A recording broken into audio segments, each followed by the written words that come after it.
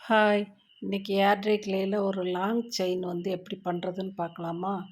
இந்த மாரி long chain வந்து நான் ஒரு 7, 8 வருஷத்துக்கு முன்னாடி பண்ணேன். இப்ப தான் அடுத்து எனக்கு இப்போ சரி செய்யலாமே அப்படின்னு தோணுச்சு. அதுக்கு இந்த மாரி டிசைன் வந்து எடுத்து போடுவோம் அப்படின்ட்டு எடுத்து வச்சிருக்கிறேன்.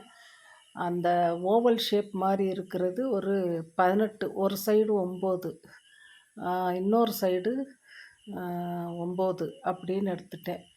3, 3ஆ அந்த ரவுண்டும் இல்லாம, ஓவலும் இல்லாம ஒரு சின்ன ஒரு இது இருக்குல்ல, அது வந்து 4, 4 இந்த சைடு 2, அந்த சைடு 2ன்னு எடுத்து எல்லாமே ஐபின் நம்ம ரெடி பண்ணி வச்சுக்கணும் ஃபஸ்ட்டேவும்.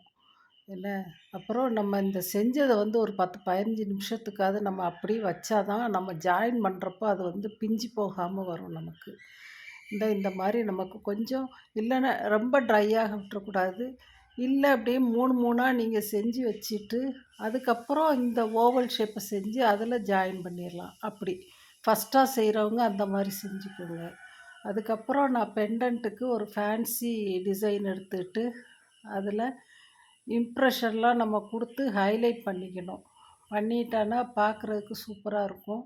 அதுக்கப்புறம் அவுட்டர்ல இருக்கிற எக்ஸ்ட்ரா க்ளே எல்லாம் எடுத்துட்டு, அந்த எட்ஜஸ் எல்லாம் நம்ம ஸ்மூத்தன் பண்ணிக்கணும். பண்ணிட்டு நமக்கு தேவையான டிசைன்ஸ ஹேங்கிங்கா நம்ம அதில கோர்த்து விட்டுட்டோன்னா பார்க்குறதுக்கு அழகா இருக்கும்.